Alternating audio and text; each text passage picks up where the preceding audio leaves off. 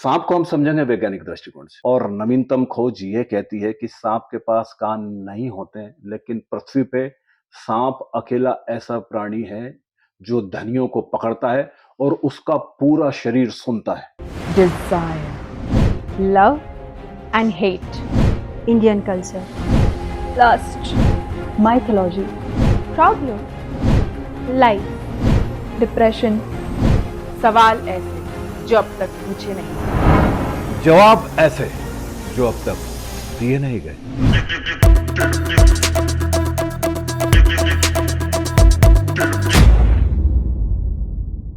शिव ही ध्यानी है, शिव ही अंतर्यामी है, तीनों लोक के शिव ही स्वामी है। जय श्री महाकाल।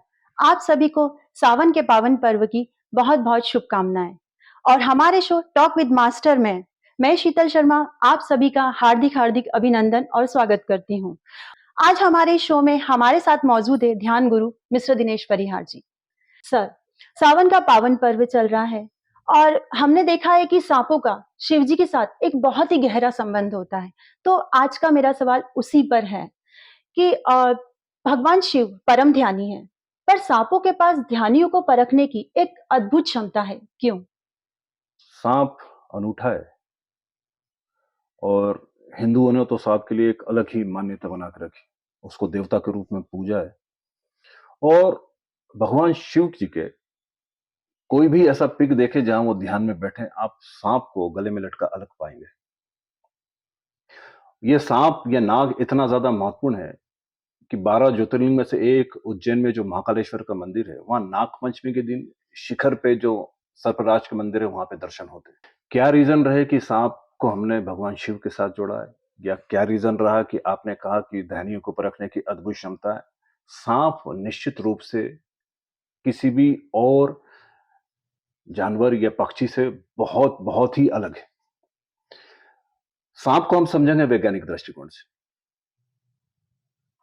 वैज्ञानिक ये कहते हैं कि जब पहली बार उन्होंने सांपों पे सर्च किया तो उन्होंने पाया कि जब मदारी पुंगी बजाता है तो सांप फन फैला के लहराने लगता है। लेकिन सांपों के साथ जब उन्होंने नवीनतम खोज की या पुरानी खोज की तो बड़े आश्चर्यचकित हुए कि सांप के पास तो कान ही नहीं होते। दरअसल सांप पूर्ण रूप से बहरा है। तो फिर उन्होंने यह सोचा कि एग्जैक्टली फिर ये होता कैसे कि कोई पुंगी बजा रहा है और सांप के पास कान नहीं है, तो वो इतना मस्त कैसे हो रहा है, इतना मस्त मौला कैसे, ऐसा कैसे डोल रहा है वो। तो उन्होंने दूसरी जो सर्च की, जो दूसरी खोज की, वो ये किया, वो दूसरा प्रयोग ये था कि उन्होंने मदारी को कहा कि आप पुंगी तो बजाएंगे लेकिन गर्दन मत हिलाना, या पुंगी भी मत बजाना, गर्दन भी मत हिलाना, या सिर्फ पुंगी बजाना और गर्दन को मत हिलाना। ऐसा भी किया गया तो भी सांप डोला। और सांप जब मदमस्त होकर डोला तो उन्होंने खोजों को नए रूप में उनको आबद्ध किया। और नवीनतम खोज ये कहती है कि सांप के पास कान नहीं होते हैं, लेकिन पृथ्वी पे सांप अकेला ऐसा प्राणी है जो ध्वनियों को पकड़ता है और उसका पूरा शरीर सुनता है। सांप का पूरा शरीर सुनता है, वो ध्वनियों को पकड़ लेता है। सांप की सबसे बड़ी विशेषताओं में से एक विशेषता यह है कि जिन बुद्ध पुरुषों को आदमी नहीं समझ पाया, उनको सांप समझ लेता है। सारे बुद्ध पुरुषों के साथ, स्पेशली यदि जैनों के तीर्थंकरों को यदि आप देखेंगे तो सांप के साथ उनकी घटना घटी ही है। सांप बड़ा अमूल्य है, सांप बड़ा अद्भुत है, सांप बड़ा ही अनूठा है। दैट इज वाई जो हिंदू हिंदू कौम है उन्होंने उसकी पूजा की और उसको देवता की तरह माना है। सांप के पास ध्यानियों के आसपास जो सूक्ष्म तरंगें निकलती हैं उसको पकड़ने की ताकत है, क्योंकि उसका पूरा शरीर वो वेव्स, वो तरंगे, वो ऊर्जाओं को पकड़ता है। भगवान शिव, जैसा कि आपने कहने की कोशिश की, वो परम ध्यानी है। हम्म, और ध्यानी व्यक्तियों की बहुत ही पॉजिटिव तरंगे निकलती है। और यदि जैनों के तीर्थंकरों को देखें, बुद्ध पुरुषों का इतिहास देखें, तो जब जब कोई ध्यानी व्यक्ति बैठा है तो सांप उसकी जो ऊर्जा निकलती है, उसका जो विद्युत चक्र है, उसमें समाहित होकर डोलने लगा है। जैसा कि मैंने ये कहने की कोशिश की है, उसमें सूक्ष्म तरंग पकड़ने की एक अलग ही कीमिया है। सांप बड़ा अद्भुत है। यदि हम बुद्ध की एक कहानी से समझे तो इससे समझ में आएगा। गौतम बुद्ध के समय की बात है। गौतम बुद्ध हुए, निश्चित रूप से उनके बहुत सारे आलोचक हुए थे। और बहुत सारे उसमें मोटिवेशनल स्पीकर थे जो खुद भी प्रवचन दिया करते थे। उसमें एक व्यक्ति हुआ अग्निदत्त। ये अग्निदत्त गौतम बुद्ध का एकदम महाविरोधी था, क्योंकि गौतम बुद्ध जो बात बोलते थे, ये जो बात बोलता था उसमें जमीन आसमान का अंतर था। ये दूसरी दूसरी तरह की चीजें बोलता था, ये चमत्कारों पे ज्यादा भरोसा करता था। और गौतम बुद्ध आदमी का जो एग्जैक्टली दायित्व है, आदमी की एग्जैक्टली जो संकल्प शक्ति है, उस पर ज्यादा भरोसा करते थे। वो किसी चमत्कार पे बहुत ज्यादा भरोसा नहीं करते थे। और अभी आज के जमाने में भी हम देखें तो आदमी अपने पे भरोसा कम करता है। किसी ऐसे व्यक्ति जो कि चमत्कारों की बहुत ज्यादा बात कर रहा है, वहां पे जाना ज्यादा पसंद करता है। शुरुआत से ही हम चमत्कारों में बहुत आविर्भाव रहे हैं। ये गौतम बुद्ध की हमेशा आलोचना करता, बार बार करता। गौतम बुद्ध जैसा व्यक्ति जो कि बुद्ध पुरुष है, जो कि ध्यान को उपलब्ध हो चुका है, जो कि पूर्ण को उपलब्ध हो चुका है, उन्हें एक बार इन पर तरस आया तो उन्होंने अपने एक शिष्य मोदगलायन को अग्निदत्त के यहाँ भेजा। और मोदगलायन जब अग्निदत्त के यहाँ पहुंचा तो अग्निदत्त तो मोदगलायन को सुनने को ही तैयार नहीं था, क्योंकि अग्निदत्त की पूरी जो फिलोसफी थी वो अलग थी और गौतम बुद्ध की पूरी फिलोसफी ध्यान की फिलोसफी थी। तो मोदगलायन उसको समझाता है, इसके पहले तो अग्निदत्त कुछ भी समझना ही नहीं चाहता था। बहस होते होते होते होते रात हो गई। चूंकि उस वक्त लाइटें नहीं हुआ करती थी और दूसरी बहुत सारी दिक्कत थी, तो मोदगलायन ने रिक्वेस्ट की कि यदि आप अपने आश्रम में मुझे रुकने की इजाजत दें तो मैं सुबह चले जाऊं, क्योंकि रात में बहुत सारी चीजों का खतरा है। तो अग्निदत्त ने कहा कि तुम जैसा व्यक्ति यदि हमारे आश्रम में रुकेगा तो वो आश्रम को गंदा कर देगा। बोले नीचे देखो, नदी है वहां पे, वहां के पार्ट पे तुम जाना चाहो तो जाके सो सकते हो। तो नीचे उतरा तो सारे शिष्य हंसने लगे, क्योंकि सारे शिष्य गौतम बुद्ध और उनके शिष्यों के विरोधी थे। उस नदी के किनारे पे एक भयंकर वाले सर्पराज का वास था। और कथा ये कहती है कि जाने कितने लोग रात को गए, वो वापस लौट के नहीं आ पाए, वो किसको जिंदा छोड़ता ही नहीं था। तो वो चले गए तो उन्होंने यही कहा कि एक भ्रष्ट गुरु का भ्रष्ट शिष्य, देखना उसका सरफराज क्या हालत करता है। सुबह सुबह जब शिष्य उठे तो उनको जो भी नजारा हुआ वो यही सोच रहे थे कि वो ये मोदगलायन मरा हुआ पड़ा होगा, तो बड़ा देखने की उत्सुकता थी। तो कुछ शिष्य जब देखने गए तो वहां जो उन्होंने नजारा देखा वो आश्चर्यचकित हो गए, घोर आश्चर्यचकित हो गए।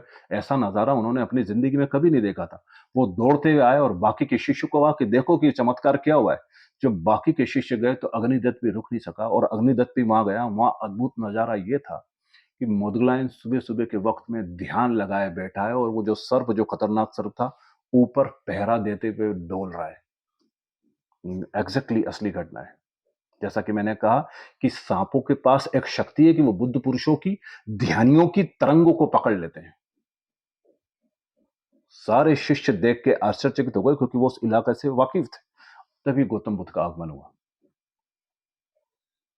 गौतम बुद्ध के आगमन के पहले शिष्य तो नतमस्तक प्रणाम करने लगे मोदगलायन को। जैसा कि मैंने कहा है कि हम तो चमत्कारों को नमस्कार करने वाले लोग। मोदगलायन की आंखें खुली और उसने देखा कि उसके सदगुरु उसके सामने खड़े। वो गया और दंडवत प्रणाम किया और गौतम बुद्ध ने उसको आशीर्वाद दिया। अग्निदत्त ने कहा, यह कैसा चमत्कार। गौतम बुद्ध ने कहा, इस चमत्कार को दूसरे ढंग से देखो। जिस सदगुरु को, जिस ध्यानी व्यक्ति को तुमने पहचानने में भूल की, देखो उस सांप ने समझ लिया, उस सांप ने परख लिया। चमत्कार उसको इस तरह से देखो। निश्चित रूप से सांप एक अद्भुत चमत्कार है। प्लस मुझे ऐसा और लगता है कि भगवान शिव के साथ सांप का क्या तालमेल बना। यदि बहुत पुराने उसमें जाएं, ये अभी हम एक बात करते हैं कि एग्जैक्टली हम बहुत अच्छा करने जाते हैं लेकिन हमारे साथ बुरा ही क्यों हो जाता है। ये हमसे बुरा कौन करा लेता है। ये एक बहुत जेन्युइन क्वेश्चन था जिसका कि उत्तर नहीं मिल पा रहे थे। तो कई ज्ञानियों ने ऐसा कहा कि हमसे बुरा शायद शैतान करा लेता है। तो फिर कई भक्तों ने कहा, यदि शैतान ही कर लेता है, करा लेता है बुरे कर्म, तो फिर हम भगवान को क्यों पूजें, हम शैतान के पास ही क्यों ना चले जाए। फिर क्या शैतान भगवान से भी ज्यादा ऊपर हो गया। 5000 साल पहले कृष्ण ने इस बारे में बहुत अद्भुत उत्तर दिया था। कृष्ण ने कहा कि जो भी शुभ होता है, जो भी अशुभ होता है, वो 3 शक्तियां कराती है और वो 3 शक्तियां रजस, तमस और सत्व। इन 3 शक्तियों को समझने की कोशिश करें। रजस है पॉजिटिव शक्ति, गति की शक्ति। तमस है अवरोध की शक्ति और सत्व है दोनों का बैलेंस, दोनों का केंद्रीकरण। यदि इसको एग्जाम्पल के तौर पे देखें तो एक कार है, यदि तो रजस है एक्सीलेटर की शक्ति। एक्सेलरेट करेंगे मतलब गति मिलेगी, लेकिन गति ही यदि आपके पास हो तो काम नहीं चलेगा। तमस से ब्रेक की शक्ति, तमस रोकता है। सोचिए जरा, एक पत्थर मारे और पृथ्वी पे यदि तमस ना हो, ग्रेविटेशन ना हो, तो पत्थर कभी भी नीचे नहीं आएगा। उस ग्रेविटेशन के कारण, उस तमस के कारण पत्थर वापस नीचे की तरफ आ जाता है। तो तमस रोकता है, रजस गति देता है। मतलब एक कार है यदि, तो ब्रेक होना जरूरी है, तो गति भी होना जरूरी है। आप गति से जा रहे हैं, कोई आ गया तो आप ब्रेक लगा लेते हैं, और जब कोई नहीं है तो आप उसको एक्सीलरेटर को बढ़ाते हैं। तो रजस गति देता है, तमस रोकता है, और सत्व इन दोनों का बैलेंस है। सत्व एग्जैक्टली देखा जाए तो ड्राइवर है। यदि गति हो, एक्सीलेटर हो, और उनको संभालने वाला यदि कोई नहीं हो, तो फिर किसी काम का नहीं। तो सत्व लगातार पूरे टाइम बैलेंस कर रहा है, वो बैलेंस करने वाला है। आज विज्ञान इन बातों को पहुंच पाए। वो ये कहता है कि पदार्थ को जब तोड़ें तो वो 3 हिस्सों में टूटता है, इलेक्ट्रॉन, पॉजिट्रॉन और न्यूट्रॉन। न्यूट्रॉन है वो तमस है, जो पॉजिट्रॉन है वो रजस है, और इलेक्ट्रॉन है वो सत्व है। यदि इसको काव्यात्मक भाषा में देखने की कोशिश करें हिंदू मान्यताओं के आधार पर, तो इन 3 शक्तियों को उन्होंने ब्रह्मा, विष्णु और महेश में बांटा है। ब्रह्मा है सृजन करने वाले, शिव है विध्वंस, दैट इज वाई उन्हें हम कालों को काल महाकाल कहते हैं, और विष्णु है दोनों का बैलेंस करने वाले। श्री कृष्ण कहते हैं जो 3 शक्तियों के अनुकूल अपने आप को चलाता है, उसके साथ शुभ चीजें घटती है। जैसे कि भीतर जाएं तो हम भीतर में इसको पाएंगे कि क्रोध, प्रेम और फिर मोक्ष या फिर विवेक।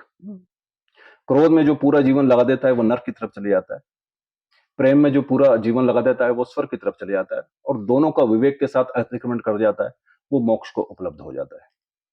भगवान शिव को हमने तमस का है, विध्वंस का है। भगवान शिव वो हैं जो जहर को गले में अटक गए। जहर सांप के पास भी है। भगवान शिव मृत्यु के देवता हैं। अभी तक हमने मृत्यु को बहुत गलत तरह से देखा है। एक व्यक्ति जिसका जीवन बिल्कुल मरा मरा सा है, बकवास जीवन वो दिए चले जा रहा है, जब उसकी मृत्यु होती है तो हम बड़ा दुख उठाते हैं। हम ये नहीं सोचते कि मृत्यु के बाद एक नए जीवन की शुरुआत है, एक नए सृजन की शुरुआत है। जितना भी गड़बड़ था वो खत्म हुआ, अब नए जीवन की शुरुआत। और जन्म के साथ मृत्यु ऑटोमेटिकली जुड़ जाती है, लेकिन हम उल्टी तरह से सोचते हैं। तो शिव विध्वंस के देवता है, कालों के काल महाकाल है। शिव जिन्होंने कि जहर को गटक लिया, सांप जिसके की विष में, जिसके की कंठ में जहर ही होता है, दोनों का तालमेल बैठ गया। लेकिन मुझे लगता है कि तालमेल बैठने का असली कारण यह है कि जहां पे भी सर्प को, सांप को आपने शिव के गले में लटकते हुए देखा है, वो सारी प्रतिमा यदि आप देखेंगे तो सारी प्रतिमाएं ध्यान की प्रतिमा है। जैसा कि मैंने कहने की कोशिश की कि सांपों के पास ध्यानियों को समझने की, परखने की और उनकी तरंगों को लेने की एक अद्भुत क्षमता है। भगवान शिव को हमने परम ध्यानी कहा है। सारे ध्यान के स्रोत वहीं से फूटते हैं। सांप उनके गले में लटका है। हमने इस बात को कभी भी ध्यान देने की कोशिश नहीं की, न हमने समझी कि एग्जैक्टली शिव का सांप के साथ क्या तालमेल है। सांप अनूठा है, सांप अद्भुत है। सबसे अद्भुत बात उसकी यही है कि उसमें बुद्ध पुरुषों को पहचानने की अद्भुत क्षमता है। दैट इज वाई सांप से शिव का रिलेशन बहुत गहरा है। हमने उसको समझा, हिंदुओं ने उसको समझा। दैट इज वाई वो सांप की पूजा कर रहे हैं, क्योंकि वो वाकई में बहुत बहुत अद्भुत है। निश्चित रूप से हमने जो उसको देवता का नाम दिया, देना ही चाहिए, क्योंकि वो सारे जानवरों में एक बहुत ही अनूठा है। सो गाइस, कैसा लगा आपको आज का हमारा शो? कमेंट में जरूर बताइएगा। और परम ध्यानी शिव और सांपों के बीच का जो गहरा संबंध है, मैं दावे के साथ कह सकती हूँ आज आपने इसी शो के माध्यम से जाना होगा। तो इसी तरह के सवाल के जवाब जानने के लिए बने रहिए हमारे शो टॉक विद मास्टर में। और हाँ, हमारे चैनल को लाइक, शेयर, सब्सक्राइब करना ना भूलें, और अपनों के अपनों तक इस शो को जरूर पहुंचाएं। हो सकता है उनकी कोई समस्या हो जो हमारे शो के माध्यम से हल हो जाए। तो अपना ध्यान रखिए और हमारे शो के साथ बने रहिए। जय श्री महाकाल।